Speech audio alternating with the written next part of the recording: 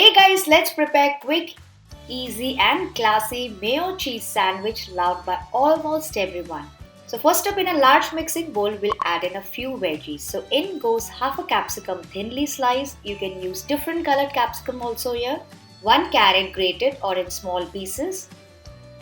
A cup of shredded cabbage. This is the important element of this recipe. Some spring onion whites, little greens.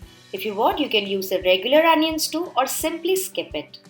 Half cucumber chopped along with some boiled corns. Mix.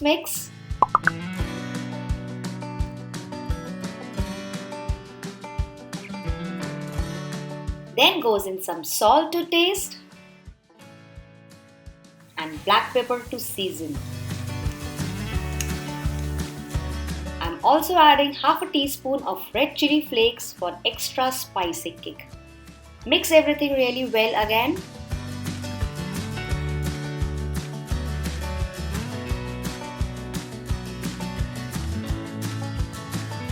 Now for creaminess and base filling, we'll add in half a cup of light eggless mayonnaise. You can use any flavor also of your choice like tandoori, garlic mayo or even ranch. And for some creaminess, I'm adding 3 to 4 tablespoons of cheese spread. Again, you can choose to use any cheese of your choice or simply use only mayo, it's up to you. Or if you want, you can also use some hung curd instead of all these if you're a little calorie conscious.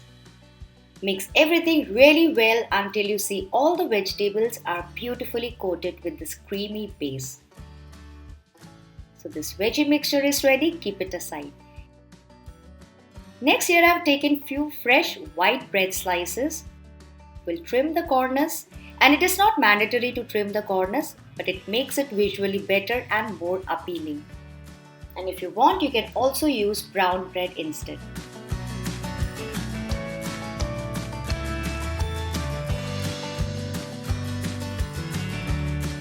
We'll apply some butter on both the sides.